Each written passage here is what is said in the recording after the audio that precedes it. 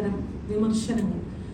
പണ്ട് കാലത്തും മലയാള സിനിമയുടെ വിമർശനങ്ങളൊക്കെ ഉണ്ടായിട്ടുണ്ട്, എല്ലാ കാലത്തും വിമർശനങ്ങൾ ഉണ്ടായിട്ടുണ്ട്. പക്ഷേ പടം ഓടാൻ ഒരാഴ്ച ഒരു സമയം കൊടുക്കും, ഒരു സാമാന്യ ഒരു മര്യാദ, കുറച്ചു പേര് കണ്ടോട്ടെ. അതായത് ഇപ്പം എനിക്കൊരു സിനിമയെക്കുറിച്ച് ഒരു അഭിപ്രായമുണ്ട്, ആ അഭിപ്രായം ഞാൻ മറ്റൊരാളിലേക്ക് അടിച്ചേൽപ്പിക്കുന്നത് എന്താണ്? അപ്പം ഞാനിപ്പോൾ എൻ്റെ മുമ്പിലിരിക്കുന്ന ഇയാളത്ര ശരിയല്ല കേട്ടോ എന്ന് ഇതേ പറഞ്ഞ ആ ഒരു പിക്ചറോടുകൂടെ മാത്രമേ ആ വ്യക്തിയെ ഇദ്ദേഹം കാണുകയുള്ളൂ. അതങ്ങനെയല്ലല്ലോ. എനിക്കുള്ള അഭിപ്രായം എൻ്റെ ഉള്ളിൽ തന്നെ ഇരിക്കട്ടെ, അത് ഞാൻ സമൂഹത്തിന് മുൻപാകെ അത് ഇറങ്ങിയ അന്ന് തന്നെ ഇതേ ഞങ്ങൾ ആവശ്യപ്പെടുന്നുള്ളൂ, അന്ന് തന്നെ ഇത്. അതുകൊണ്ടാണ് ഞാൻ ആദ്യമേ പറഞ്ഞത്, ഇത് സാമിയേട്ടന് വേണ്ടി മാത്രമല്ല ഇവിടെ ഞങ്ങൾ ഇരിക്കുന്നത്, ഞങ്ങൾ ഇൻഡസ്ട്രിക്ക് വേണ്ടിയാണ് ഇരിക്കുന്നത്. കാരണം ഇതുവരെ ആരെങ്കിലും പറഞ്ഞിട്ടുണ്ടോ ഇല്ലയോ അറിയില്ല. ഇപ്പൊ സാമിയേട്ടൻ പറഞ്ഞു ഇതിന് പിന്നിൽ ബാധിക്കപ്പെടുന്ന ഒരുപാട് തൊഴിലാളികൾ അല്ലെങ്കിൽ ഒരു നിർമ്മാതാവുണ്ട്. സാംസ്കാരിക ക്ഷേമനിധി ബോർഡിന്റെ ചെയർമാനായിരുന്നു ശ്രീ സുരേഷ് കുമാർ. ഞാൻ ബോർഡ് മെമ്പറായിരുന്നു. ഞങ്ങൾക്കറിയാം ഒരു സിനിമ ഓടുമ്പോൾ 10 രൂപയാണ് ക്ഷേമനിധി ബോർഡിൽ, 3 രൂപ അല്ലേ, 3 രൂപയാണ് നമുക്ക് ക്ഷേമനിധി ബോർഡിലേക്ക് വരുന്നത്. ഈ 3 രൂപയിൽ നിന്ന് 3 രൂപ ഓരോ ആള് ടിക്കറ്റ് എടുക്കുമ്പോഴും ആ 3 രൂപ കൂട്ടി വെച്ച് എമൗണ്ട് വെച്ച് സിനിമക്കാർ മാത്രമല്ല ഇവിടെ ജീവിക്കുന്നത്. എനിക്കറിയാം ഞങ്ങളുടെയൊക്കെ ഗ്രൂപ്പില് 4-ാം തീയതി ആയി, പൈസ വന്നില്ല, മരുന്ന് വാങ്ങിക്കണം എന്ന് ചോദിക്കുന്ന ആൾക്കാരുണ്ട്.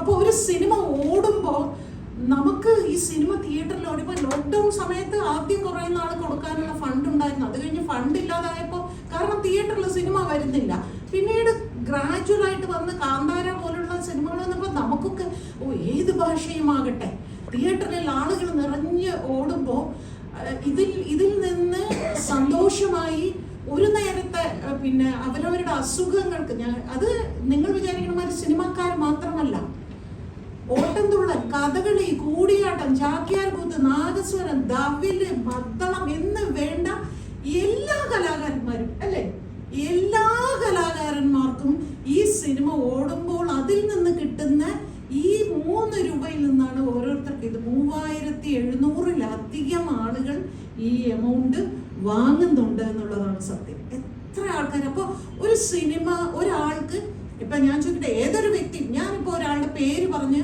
ആ ആൾക്ക് ഒരു വലിയ പ്രശസ്തി ഉണ്ടാക്കാൻ ഞാൻ ആഗ്രഹിക്കുന്നില്ല. ആ പിന്നെ ഒരു സിനിമയെ കുറിച്ച് സിനിമ കണ്ട് 11 മണിക്ക് സിനിമ കണ്ടു, 2 മണിക്കുള്ളിൽ ആ റിവ്യൂ ഇടുന്ന ഒരാള് ഒരു സിനിമ നല്ലതാണ്, ഗംഭീര സിനിമയായിരുന്നു എന്ന് പറയുമ്പോൾ അതിന് താഴെ കമന്റ് ഇടുന്നവരോ അത് കണ്ടവരോ കൂടിപ്പോയോ ഒരു 100 പേരോ 200 പേരോ ഉണ്ടാവും.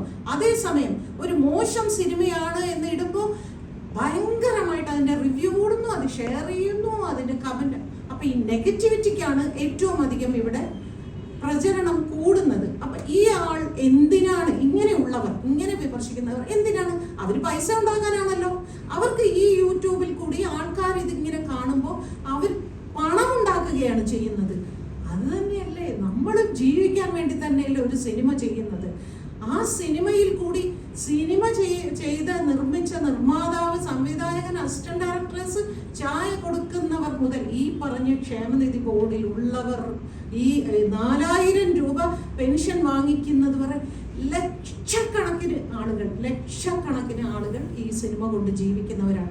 എന്നെ സംബന്ധിച്ച് ഞാൻ മനസ്സുകൊണ്ട് എടുത്തിരിക്കുന്ന ഒരു തീരുമാനമാണ്, ഇനി ആരൊക്കെ എന്തൊക്കെ ഒരു സിനിമയെ കുറിച്ച് മോശമായി പറഞ്ഞാലും ഞാൻ തിയേറ്ററിൽ മാത്രമേ സിനിമ പോയി കാണും, ഞാൻ OTT-യിൽ കാണില്ല. വീണ്ടും ഒരിക്കൽ കൂടി, ഇപ്പൊ തന്നെ നേരത്തെ പറഞ്ഞ ഇപ്പൊ ദേവദൂതൻ എന്ന് പറയുന്ന സിനിമ, അതുപോലെ എത്രയും മിഥുനം ഭയങ്കര സക്സസ് ആണ്. എവിടെ? ഓൺലൈൻ മാധ്യമങ്ങളിൽ, യൂട്യൂബിൽ അതിങ്ങനെ കോടിക്കണക്കിന് ആൾക്കാർ കണ്ടോണ്ടിരിക്കുക. തിയേറ്ററിലധികം പോയിട്ടില്ല. ദേവദൂതൻ തിയേറ്ററിലധികം പോയിട്ടില്ല. പക്ഷേ കാലങ്ങൾക്ക് ശേഷം അതിന്റെ ടേസ്റ്റ് മാറുന്നു എന്ന് പറയുന്ന മാതിരി ഒരു ചെറിയ വാക്ക് കൊണ്ട് ഒന്നും ആലോചിക്കാതെ ചെയ്യുന്ന ഇത്തരം വിമർശനങ്ങൾ, താങ്കൾക്ക് വിമർശിക്കാനുള്ള എല്ലാ അവകാശങ്ങളും ഉണ്ട്. പക്ഷെ ഒരാഴ്ച ഒരു സമയം കൊടുക്കുക. ഇതൊരു എല്ലാവരും ഇവിടെ സ്പീൽബർഗ് ഒന്നും അല്ല, എല്ലാവരും സാധാരണ ആൾക്കാരാണ്. അപ്പോൾ ഇങ്ങനെ 100% ബെസ്റ്റ് സിനിമ എന്ന് പറയുന്നത് അപൂർവത്തിൽ അപൂർവം മാത്രമേ സംഭവിക്കൂ. അപ്പം അത് പടങ്ങൾ ഓടട്ടെ. എല്ലാവരും ഇവിടെ ജീവിക്കട്ടെ. ഇങ്ങനെ താങ്കൾ മാത്രം, ഇത്തരം വീഡിയോ ചെയ്യുന്നവർ മാത്രം ഇങ്ങനെ ഇതിട്ട് ലക്ഷക്കണക്കിന് ആൾക്കാരുടെ റിവ്യൂസും ഷെയറിങ്ങും കൊണ്ട് ജീവിക്കുന്നു. അതിനോടൊപ്പം തന്നെ ഇങ്ങനെ ഒരു വലിയൊരു വിഭാഗം ഈ സിനിമയെ ആശ്രയിച്ച് ജീവിക്കുന്നവർ, ഇതിൽ നിന്ന് കിട്ടുന്ന ആ 3 രൂപയെ ആശ്രയിച്ച് ജീവിക്കുന്ന ഒരുപാട് പേരുണ്ട് എന്നുള്ളത് കൂടെ ഈ ഓൺലൈൻ മാധ്യമങ്ങൾ ദയവ് ഇത് മനസ്സിലാക്കണം. കാരണം ഈ വർഷം തുടങ്ങിയ സമയത്ത് മലയാള സിനിമയുടെ സുവർണ്ണ കാലഘട്ടം എന്നൊരു പേരുണ്ടായിരുന്നു. കാരണം ഇറങ്ങുന്ന എല്ലാ സിനിമകളും വലിയ കളക്ഷൻ തിയേറ്ററിൽ നിന്ന് നേടുന്ന ഒരു സമയമുണ്ടായിരുന്നു. ആ സമയത്ത് ഈ സിനിമകൾക്കൊക്കെ നല്ല അഭിപ്രായം പറഞ്ഞ യൂട്യൂബേഴ്സും ഉണ്ട്. ആ വീഡിയോയ്ക്ക് ഇപ്പോൾ അതിനനുസരിച്ചുള്ള ഷെയർസും കമന്റ്സും ഉണ്ട്. കാരണം പ്രേക്ഷകർക്ക് അതൊരു നല്ല സിനിമയായിട്ട് വന്ന് ഈ യൂട്യൂബർ റിവ്യൂ പുള്ളി നെഗറ്റീവ് പറയുകയാണെങ്കിൽ ഓഡിയൻസ് അയാൾക്ക് നേരെ തിരിയും. അതിന് ആ കമന്റ് ബോക്സുകളും തെളിവുകളാണ്. അപ്പം ഈ സിനിമ പ്ലാൻഡ് അറ്റാക്ക് ആണെന്ന് തീർച്ചയായും വിശ്വസിക്കുന്നുണ്ട്. കാരണം അങ്ങനെയാണെങ്കിൽ ആദ്യം മുതലേ നെഗറ്റീവിനാണ് വ്യൂ കിട്ടുന്നതെങ്കിൽ സിനിമകളെ നെഗറ്റീവായിട്ട് മാത്രം യൂട്യൂബേഴ്സിനും അപ്രോച്ച് ചെയ്താൽ മതിയായിരുന്നു. സിനിമ നല്ലതാണെങ്കിൽ അവർ നല്ലത് പറയുന്നുണ്ട്, അത് സ്വീകരിക്കാൻ ജനങ്ങളും ഉള്ളതുകൊണ്ടാണല്ലോ അത് മിക്സഡ് ആയിട്ട് പോകുന്നത്. അപ്പം സിനിമ മോശമാകുന്നത് കൊണ്ടല്ല ഇത് സംഭവിക്കുന്നത്. മാത്രമല്ല ഈ ഒരാഴ്ചത്തെ കാലം ചോദിക്കുമ്പോൾ സിനിമ നല്ലതാണെങ്കിൽ ആദ്യത്തെ ദിവസം തന്നെ ഇവർ നല്ലതാണെന്ന് അഭിപ്രായം പറയുന്നുണ്ട്. ആ ദിവസത്തിന്റെ നൈറ്റ് ഷോ, സെക്കൻഡ് ഷോ ആവട്ടെ, ഫസ്റ്റ് ഷോ ആവട്ടെ, ഹൗസ്ഫുൾ ആയിട്ട് മാറാൻ സഹായിക്കുന്നത് ഈ റിവ്യൂസ് ഇല്ല, സാഹചര്യമാണ് പറയുന്നത്. ഒരു യൂട്യൂബർ പറഞ്ഞുകൊണ്ടല്ല ഹൗസ്ഫുൾ ആവുന്നത്. അത് ആയിരക്കണക്കിന് ആൾക്കാർ ഇറങ്ങി മൗത്ത് പബ്ലിസിറ്റിയിലൂടെയാണ് ഇത് പറയുന്നത്. ഇപ്പൊ ഞാൻ പടം കണ്ട് ഇറങ്ങി നല്ലതാണെങ്കിൽ 5 പേരെ വിളിച്ച് പറയും പടം നന്നായിട്ടുണ്ടെന്ന് പറയാം. അങ്ങനെയാണ് പറയുന്നത്. അല്ലാതെ ഈ യൂട്യൂബറെ കണ്ടുകൊണ്ട് മാത്രമല്ല പടം ഹിറ്റാണ്. യൂട്യൂബർക്ക് മാത്രമല്ല സാർ പറഞ്ഞത്. ഞാൻ പറഞ്ഞത് ഷോ കഴിഞ്ഞ് ഇറങ്ങി വരുന്ന ആളുകൾ ഇപ്പൊ ഒരാഴ്ചത്തെ സമയം ചോദിക്കുന്നതിനോടൊപ്പം തന്നെ നല്ലതാണെങ്കിൽ നല്ലതെന്ന് പറയുമ്പോൾ സ്പീഡി ആയിട്ട് മൗത്ത് പബ്ലിസിറ്റിയും കൂടി ഉണ്ടാകുമ്പോൾ ആദ്യത്തെ ദിവസം തന്നെ പോകും. ഒരാഴ്ച നമ്മൾ വെയിറ്റ് ചെയ്യുന്ന സമയത്ത് നല്ലതാണെങ്കിലും ഒരാഴ്ച വെയിറ്റ് ചെയ്യുന്നത് കൊണ്ട് എന്ത് നഷ്ടമാണ് നിങ്ങൾക്ക് സംഭവിക്കുന്നത് എന്നാണ് ഞങ്ങളുടെ ചോദ്യം. ആ ഒരാഴ്ച ആളുകൾ കയറി കണ്ടിട്ട് അവർ പറയട്ടെ, ആ പടം അവർ സ്വയം പറയട്ടെ. അത് നമ്മൾ ഉടനെ സമൂഹ മാധ്യമം എന്ന് പറയുന്നത് കോടിക്കണക്കിന് ആളുകൾ കണ്ടുകൊണ്ടിരിക്കുന്നുണ്ട്. നമ്മൾ ഒരാളോട് തിയേറ്ററിൽ നിന്ന് ഇറങ്ങി പറയുന്നത് പോലെ അല്ലല്ലോ ഒരു സമൂഹ മാധ്യമങ്ങളിൽ കൂടി. പ്രത്യേകിച്ച് ഈ പറയുന്ന മാതിരി ഒരു അദ്ദേഹത്തെ സംബന്ധിച്ച് അദ്ദേഹം ആദ്യമായിട്ട് ചെയ്ത ഒരു സംവിധാനം, ഇതുപോലെ ഒരുപാട് സിനിമകൾ, ഞാൻ ഈ ഒരു സിനിമയ്ക്ക് വേണ്ടി മാത്രമല്ല. അപ്പൊ അതിൽ തീർച്ചയായിട്ടും നിങ്ങൾ ചെയ്ത സിനിമ ഇന്ന കുഴപ്പങ്ങളായിട്ട് പറയട്ടെ. തീർച്ചയായിട്ടും രൂക്ഷമായി തന്നെ ഒരു സമയം കൊടുക്കൂ. ഇനിയിപ്പോ നിങ്ങൾ പറഞ്ഞ മാതിരി ഒരാഴ്ച വേണ്ട, ഒരു 3-4 ദിവസം ഒരു സമയം കൊടുക്കൂ എന്നേ ഞങ്ങൾ ആവശ്യപ്പെടുന്നുള്ളൂ. അല്ലാതെ ഞാൻ കണ്ടു ഇത് പൊട്ട സിനിമ, ഇത് അങ്ങനെയാണ്, ഇത് ഇങ്ങനെയാണ്, ഇപ്പൊ നേരത്തെ പറഞ്ഞ മാതിരി അതിന്റെ താഴെ വന്നിട്ട് അതിൽ ഇന്ന സീൻ ഇഷ്ടപ്പെട്ടില്ല, അല്ലെങ്കിൽ നിങ്ങളുടെ ക്രിയേഷൻ ഇന്ന രീതിയിൽ ശരിയായില്ല, നിങ്ങളുടെ ഫോട്ടോഗ്രാഫി ശരിയായില്ല, നിങ്ങളുടെ സ്ക്രിപ്റ്റ്, ഇതൊക്കെ പറയട്ടെ. പറയുന്ന എന്താണ്? പറയുന്ന ഭാഷ എന്താണ്? തെറി വിളിയാണ്. ഏതൊരു വിഷയത്തിനും നമ്മളൊക്കെ അനുഭവിക്കുന്ന ഒരു കാര്യമാണ്. നമ്മളൊക്കെ ചിലപ്പോൾ നമുക്ക് തെറ്റുകൾ പറ്റാം, നമ്മുടെ വാക്കുകളിൽ കൂടെ, നമ്മുടെ പ്രവൃത്തികളിൽ കൂടെ, നമ്മുടെ സിനിമകളിൽ കൂടെ ഒക്കെ നമുക്ക് ഇത്തരത്തിലുള്ള ഇതുണ്ടാവും. പക്ഷേ അതിന് താഴെ വന്ന് വളരെ ആരോഗ്യപരമായി വിമർശിക്കുന്നതിന് പകരം അടിച്ചമർത്തിയിട്ടുള്ള ഈ വിമർശനം അത് ഒന്ന് മിതപ്പെടുത്തുന്നത് നല്ലതായിരിക്കുമെന്നാണ് എനിക്ക് പറയാം. ഇപ്പോൾ ഇതിന്റെ കൂടെ തന്നെ കൂട്ടിച്ചേർത്ത് ചോദിക്കാറുള്ളത്, ഇപ്പൊ ഈ വർഷം തന്നെ ഒരുപാട് മലയാള സിനിമകൾ ഇപ്പൊ പറഞ്ഞതുപോലെ തന്നെ ലോക ശ്രദ്ധ കിട്ടിയിട്ടുണ്ട്. ഇപ്പൊ IMDbയുടെ മോസ്റ്റ് ഫേമസ് ചിത്രങ്ങളുടെ ലിസ്റ്റ് എടുത്ത് നോക്കിയാൽ ഇന്ത്യയിലെ തന്നെ ആദ്യത്തെ 10 സ്ഥാനങ്ങളിൽ 4 മലയാള ചിത്രങ്ങളുണ്ട്. അപ്പൊ ഇത്തരത്തിൽ ലോക ചിത്രങ്ങളുടെ കാര്യം നോക്കുകയാണെങ്കിൽ ഇപ്പോ ബോളിവുഡിലൊക്കെ ഒരു ചിത്രം റിലീസ് ചെയ്ത് അതിന്റെ ആദ്യത്തെ ദിവസം റിവ്യൂവേഴ്സ് ആ ചിത്രത്തെ പറ്റി എന്ത് പറയുന്നു എന്ന് വെച്ചിട്ട് അതിന്റെ സ്റ്റാർസും മറ്റു കണക്കുകളും വെച്ചിട്ടാണ് അവർ പോസ്റ്റേഴ്സ് റിലീസ് ചെയ്യുന്നത്. മാത്രമല്ല കഴിഞ്ഞ കൊല്ലം റിലീസ് ചെയ്ത അക്വാമാൻ ദ ലോസ്റ്റ് കിങ്ഡം എന്ന് പറയുന്ന ഹോളിവുഡ് ചിത്രം, അത് റിലീസിന് മുൻപേ റിവ്യൂവേഴ്സിന് വേണ്ടി പ്രത്യേക ഷോ നടത്തി. റിവ്യൂവേഴ്സ് ആ ചിത്രത്തിന് നെഗറ്റീവ് പറഞ്ഞപ്പോൾ അതിന് റീഷൂട്ട് നടത്തി പ്രത്യേക ഭാഗങ്ങൾ മാറ്റി അത് റിലീസ് ചെയ്തതാണ്. മാത്രമല്ല നമ്മുടെ ഇന്ത്യൻ ചിത്രങ്ങളിൽ നടക്കാറുണ്ട്. ഇപ്പോൾ ലൈക്കയുടെ ഇന്ത്യൻ 2 എന്ന് പറയുന്ന ചിത്രം നോക്കുകയാണെങ്കിൽ അതിന് ഫസ്റ്റ് ഡേ റിലീസ് ചെയ്തപ്പോൾ നെഗറ്റീവ് വന്നതുകൊണ്ട് ആ ചിത്രത്തിന്റെ 24 മിനിറ്റോളം ഭാഗം കട്ട് ചെയ്തിട്ടുണ്ട്. മലയാളത്തിലും നടന്നിട്ടുണ്ട്. കടുവ എന്ന് പറയുന്ന ചിത്രം റിലീസ് ചെയ്തപ്പോൾ അതിലെ ഒരു ഭാഗത്തിന് ഒരുപാട് വിമർശനങ്ങൾ വന്നപ്പോൾ അതിലെ സംവിധായകനും നടനും ഉൾപ്പെടെ മാപ്പ് പറഞ്ഞ് അത് മാറ്റുക കൂടി ചെയ്തിട്ടുണ്ട്. അപ്പോൾ ഇത്തരത്തിൽ റിവ്യൂവേഴ്സിന്റെ വാക്കുകൾ ലോക സിനിമകൾ കാതോർക്കുന്നുണ്ട്. അത് നമുക്ക് കണ്ട് മനസ്സിലാക്കാവുന്ന കാര്യമാണ്. അത് ഒന്നാമത്തെ ദിവസം തൊട്ട് തന്നെ സംഭവിക്കുന്നുണ്ട്. അപ്പോൾ മലയാളത്തിന് മാത്രം ഇങ്ങനെ ഒരു കൺസിഡറേഷൻ വേണമെന്ന് പറയാനുള്ള കാരണം എന്താണ്? അതായത് ഇപ്പൊ ലോക സിനിമയും മലയാള സിനിമയായിട്ട് കമ്പയർ ചെയ്യുന്നത് ഇപ്പൊ 3-4 പടങ്ങൾ ഓടി എന്നുള്ളത് ശരിയാണ്. മലയാളത്തില് ആദ്യ തുടക്കത്തിൽ അത് കഴിഞ്ഞ് പൊളിഞ്ഞു പോയ പടങ്ങള്, അടിപടല പോയ പടങ്ങളെ കുറിച്ച് നിങ്ങൾ പറയുന്നില്ല. 4-5 പടങ്ങളെ ഉള്ളൂ ആദ്യത്തെ ഈ വർഷം ആദ്യം തുടങ്ങിയത്. അത് കഴിഞ്ഞ് പോയ പടങ്ങളെ കുറിച്ച് ഇവിടെ ആരും ചർച്ച ചെയ്യുന്നില്ല. ഈ 4-5 പടങ്ങളുടെ കാര്യമാണ് ചർച്ച ചെയ്യുന്നത്. പടങ്ങൾ നല്ലതായിരുന്നു, നല്ലതായിട്ട് ഓടി, അതൊക്കെ ശരി. ഇപ്പൊ നിങ്ങൾ ഈ പറഞ്ഞില്ലേ വെട്ടിക്കളഞ്ഞു എന്നുള്ളത്, ഇത് ഞങ്ങൾ പണ്ട് മുതലേ ചെയ്യുന്ന കാര്യമാണ്. ഇന്നലെ ഒന്നും തുടങ്ങിയല്ല. അന്ന് ഈ റിവ്യൂ ചെയ്യുന്ന ആൾക്കാരുമില്ല, സോഷ്യൽ മീഡിയ ഇല്ല, ഒന്നുമില്ല. ഞങ്ങളൊക്കെ സിനിമ കണ്ടിട്ട് തിയേറ്ററിൽ പോയിട്ട് ഓരോ ദിവസവും ഈ തിരുവനന്തപുരം മുതൽ കാസർഗോഡ് വരെ പോയി വെട്ടി മാറ്റിയിട്ടുണ്ട്. ഒരു എഡിറ്ററെ കൊണ്ട്, അസിസ്റ്റന്റ് എഡിറ്ററെ കൂടെ വിട്ടിട്ട് ഇത് വെട്ടി മാറ്റി, രക്തം കൂടി പോയിട്ട് അല്ലെങ്കിൽ ലാഗ് അടിക്കുന്ന സീന് ഇതെല്ലാം എടുത്ത് മാറ്റിയ ചരിത്രം എത്രയോ വർഷങ്ങളായിട്ട്. ഞാനൊക്കെ സിനിമ 81 സിനിമ തുടങ്ങിയിട്ട് ഞാൻ ഒരു 90 ഈ ഇതുവരെ എനിക്ക് എൻ്റെ മിക്കവാറും പല സിനിമകൾ നമുക്ക് മോശമായെന്ന് തോന്നിയ സിനിമകളിലൊക്കെ നമ്മൾ പോയി വെട്ടിയിട്ടുണ്ട്. ലെങ്ത് കൂടുതലായിട്ട് അന്നേ തുടങ്ങിയിട്ടുള്ള ചോദിച്ചു കഴിഞ്ഞാൽ ഇവരൊക്കെ ഇരിക്കുന്നു. ഞങ്ങൾ ലെങ്ത് കൂടുതൽ, അന്ന് ഇവരാരും വിമർശിച്ചിട്ടാണെങ്കിൽ ഇത് പറഞ്ഞിട്ടല്ല, ഇന്ത്യനെ ഇപ്പം കൂടി ഇവര് പറഞ്ഞിട്ടല്ല, അവർക്ക് തോന്നി മൊത്തത്തിൽ ആൾക്കാരുടെ ഒരു പ്രേക്ഷകന്റെ ഒരു ഫീഡ്ബാക്ക് കിട്ടിക്കഴിഞ്ഞപ്പോൾ അവർക്ക് തോന്നി ഇത് അവിടെ കൊള്ളൂല, ഇവിടെ ലാഗ് അടിക്കുന്നു, ഞാൻ കെട്ടിക്കളയും. ഞങ്ങള് വെട്ടിയിട്ടുള്ളതാണ്. ഞാനൊക്കെ ആറാം തമ്പുരാൻ എന്ന് പറഞ്ഞാൽ സൂപ്പർ ഹിറ്റ് സിനിമയിൽ അതിൻ്റെ അകത്ത് വരെ ഞാൻ വെട്ടിയിട്ടുണ്ട്, അറിയാം, നമ്മൾ വെട്ടി മാറ്റിയിട്ടുണ്ട്. അപ്പം അന്ന് ഈ സോഷ്യൽ മീഡിയ ഉണ്ടോ ഒന്നുമില്ല. അപ്പൊ അങ്ങനെ നമ്മൾ ചെയ്തുകൊണ്ടിരിക്കുന്നുണ്ട്. അല്ലാതെ ഇവര് പറയുന്നത് കേട്ട് ഇവരുടെ റിവ്യൂ അനുസരിച്ചല്ല ഞങ്ങൾ സിനിമ എടുക്കുന്നതും. ഇനി നാളെ ഇവർ പറയും ഇങ്ങനെ സിനിമ എടുക്കാന്ന് പറഞ്ഞാൽ പറ്റുമോ? അവര് നമ്മളെ സിനിമാക്കാരെ പഠിപ്പിക്കാൻ വരികയാണെന്ന് വെച്ചാൽ എങ്കിൽ അവരൊരു സിനിമ എടുക്കട്ടെ, എന്നിട്ട് കാണിച്ചു തരട്ടെ, ഏറ്റവും മെച്ചമുള്ള സിനിമ അവര് ചെയ്യട്ടെ, ചെയ്ത് ഞങ്ങളെ കാണിച്ചു തരട്ടെ, എന്നിട്ട് പറയട്ടെ റിവ്യൂ പറയാം. ഞാൻ പറഞ്ഞു ഭാഗ്യലക്ഷ്മി നേരത്തെ പറഞ്ഞ പോലെ ഒരു സമയം കൊടുത്തിട്ട് പറയും ഇത് ഇറങ്ങിയ ഉടനെ ഇതൊരു തല്ലിപ്പൊളി പടമാണ്, ഇത് ഒരു വായിക്ക് കൊള്ളൂല, മറ്റേ അങ്ങനെയാണ് ഒരു പടത്തിനെ കുറിച്ച് പറയുന്നത്.